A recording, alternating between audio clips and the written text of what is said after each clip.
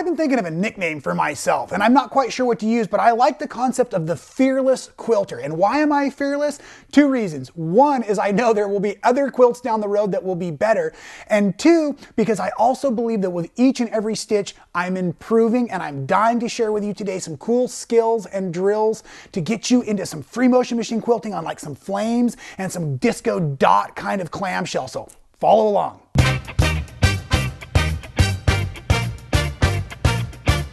If you've never free motion machine quilted before, I have to warn you, you will break thread, you will break needles, you will skip stitches, you will shred your threads, and there is a reason why, and a lot of it relates to the way your machine is set up and your body mechanics. So we've got a really cool quick tips video that really explains in detail what we've done with our little compass for quilters here that talks about the way that you can control your body mechanics to help you prevent some of those things.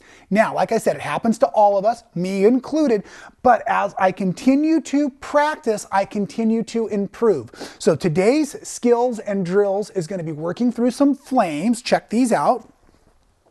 Here, I'm going to teach you how to do these flames, and then I don't even know what to call this stuff, but I absolutely love it. It's like a clamshell and a swirl and a disco dot all at the same time, and it really focuses on being able to make a nice arc and a sharp point. So we have other tutorials out there that will work you through some of those basics. Now, in the description below, we have a couple of printouts you can use. This shows how to use both a soft curve and a sharp curve, and that's going to be really important for our flames. And then I also have a really fun one here that is kind of like Rainbows Gone Wild. Maybe that'll be the new name of the motif, right? So I'm going to teach you how to make that, but I want to point out real quick, the little triangles are showing you the motion in which you would be stitching or tracing these so that you can practice the skill. And the key to this one in specific is being able to make a sharp point and then a wide point. And I'm going to walk you through that here at the machine in just a second. So first thing we want to do is we want to go ahead and get ourselves, let's get ourselves a fresh sandwich for that matter, because I want to be able to show you this stuff as we move along here.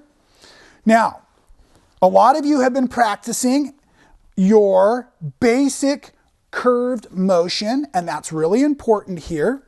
And I'm sliding on my gloves. These are the Machinger's gloves that have a nice grippy tip in the finger, so it's going to give me the opportunity to control the quilt sandwich with my fingertips, not gripping it and squeezing it, causing my body to fatigue, right? And we are starting on this basic little sandwich, but I'm going to show you how to do this on a big quilt here in a moment as well. I'm going to make sure my presser foot is down, my feed dogs are down. I have a cool sew slip mat, which makes the bed of my machine like butter. And first of all, we're going to start down at the bottom. Remember, we're starting on flames. So I'm starting down here at the bottom. I've used a thread cutter, so I'm just going to take a few stitches in place to lock in that thread. I'll need to trim the tail on the back later on. And now I'm going to come up here like I'm in my soft arc. And the first thing I want to point out is when you're doing arcs is it's difficult to find a good start and stop point. So flames, the tip where that point comes together is a really good place to stop if I need to trim threads, catch my breath, move my hands. So this is the beginning of our flame, and we're coming right back down. We're going to follow that line with that sharp tip. And now we're doing our swirl. Now the key is I'm coming above that first hook in almost the same direction. And again, one of the things I have found out for myself is that flames really require us to be able to stitch both left and right in kind of a uniform mode. So here I'm going to come this way down from the bottom, make a sharp curve on this side, and now I'm going to follow that stitch. I'm following that stitch line back around, and then I'm going to break wide for another flame tip. Down at the bottom, we're going to have a couple of small flames so that we can work our way towards our next big run. And we're going to come up here, another tip. And then like the real flames on a fire, of course, they're never symmetrical from flame to flame. Now you can see my stitch length is nice right now. It's a little harder for me to talk about it while I'm doing it.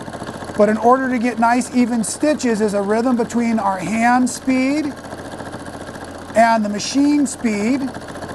So big stitches come from really fast hands. Small stitches come from really slow hands. And there's our machine coming all together. Just like that. To the tip of the flame. And there we have our flame for the very first time. I'm going to use that thread cutter to pull it out. And there you can see from the top cam angle how uniform but asymmetrical the flames are. And I'm just going to point out there's the sharp point and the nice long arc. Now, let's break down some of those disco swirls. The rainbow's gone mad for you. Now, for the rainbow's gone wild, I'm obviously still working on the name of this motif.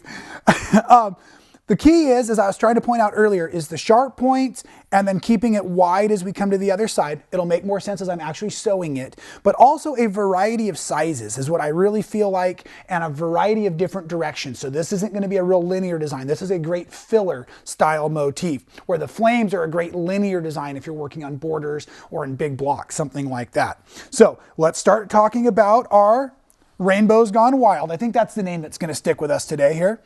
And again, for that, I've used my thread cutter, so I'm going to have a hard time bringing up the thread tail. If you don't know what I'm talking about, though, what you can always do is you can take a single stitch, drop your needle down, pull up slightly, and sometimes if you move the thread, or excuse me, move your quilt just ever so lightly, I was able to get that bobbin tail there.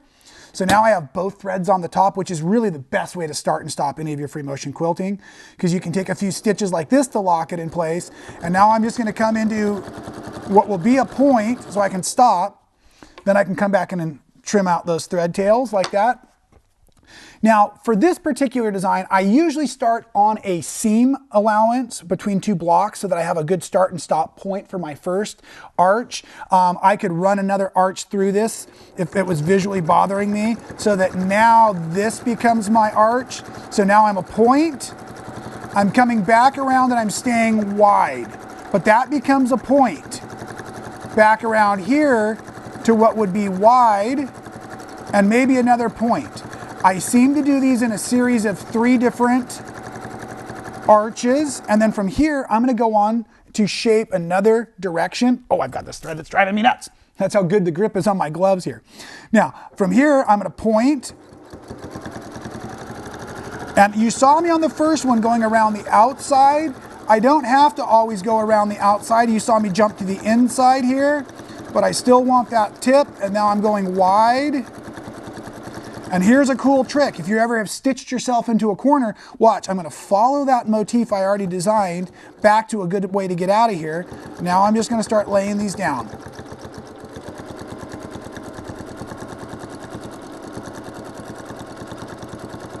I like the way this creates kind of a 3-dimensional look.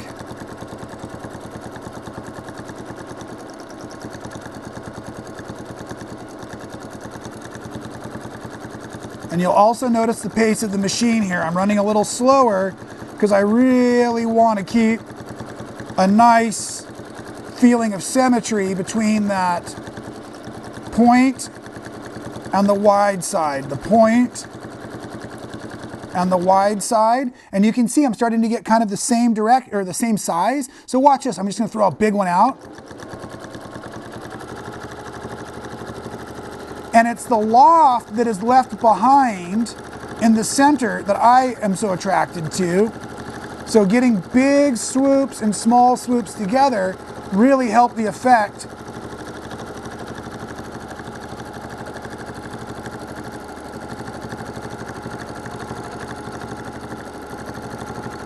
And now that you're starting to get a feel for the design or the feel for the motif, let me pop my big quilt, that sampler quilt we've been working on for a while, underneath the needle and show you what it's like on a big project. It's no more difficult. It just, you have a lot more fun space to work in.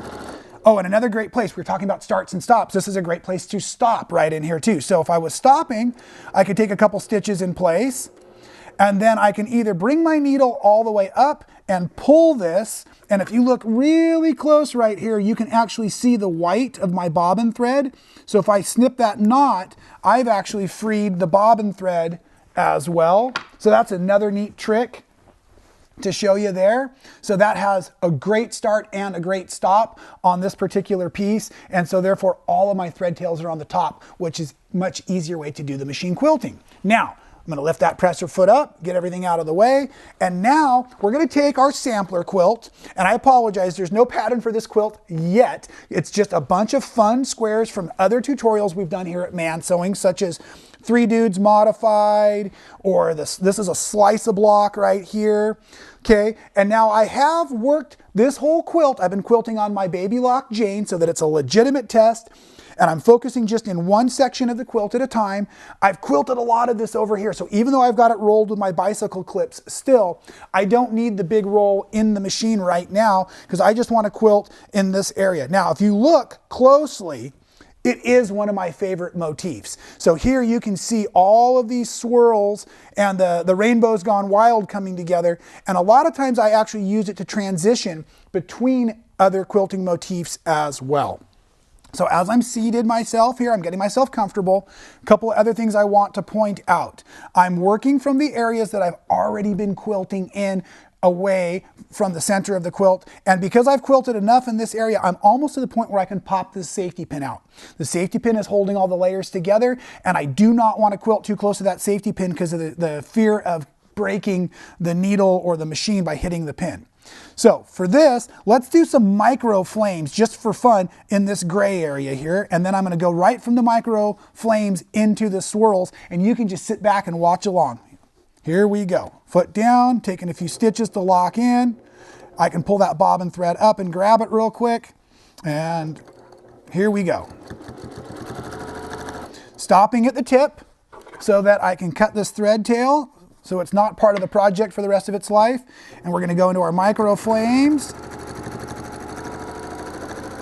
And a lot of the control right now is just coming out of my fingertips. So even though I have a twin size bed quilt on the bed of the machine, I'm only moving a few inches worth of the quilt right now. So I'm not feeling either overwhelmed mentally or physically. I will say though, we shouldn't quilt past the point of fatigue. So if my shoulders or my neck was starting to really get sore, I would want to stop so that I'm not making less than attractive stitches. Because once we fatigue, it's all going downhill from there for the rest of the day. So here I am playing with my micro flames, having a blast. But as I come down to this section, maybe I want to get into those rainbows gone wild, we're calling them now. So I actually pulled off a circle out of that flame, and now, because those rainbows gone wild were on the other side, here we go again. I want a little bit bigger arc. So I had my point, that's what I'm talking about, a seam allowance, back to my wide, and here we go.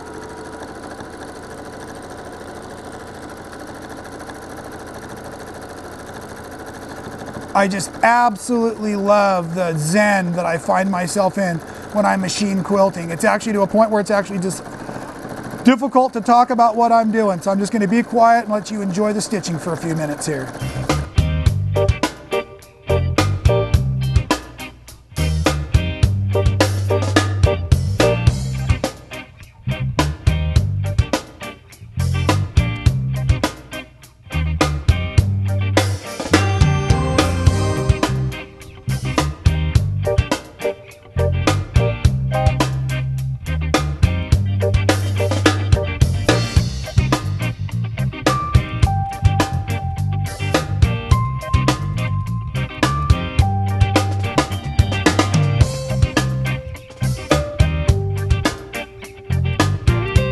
So for me, in my artwork and my design work as a quilt maker and a machine quilter, I love the curves, I love the swoops and the swirls. I think it adds a lot because I do a lot of patchwork and there's straight lines there while I'm working. So I like the variety of what we're doing. Today's skill drills were really about, again, the flames, and what the flames were important is I want you to start practicing being able to do what you do on one side, being able to do it equal on the other. And I don't know that I nailed that information while we were dealing with it, but that's the key in the flames, is being able to symmetrically be able to move on both sides of a imaginary straight line. And then again, the rainbow's gone wild. Well, does it get any better than that? Super fun, super easy, a great filler. Now, make sure you print your printables out, you draw on top of them, you sew on top of them, do whatever you got to do to get your skills built up so that we can keep playing along, and we'll see you next time at Man Sewing.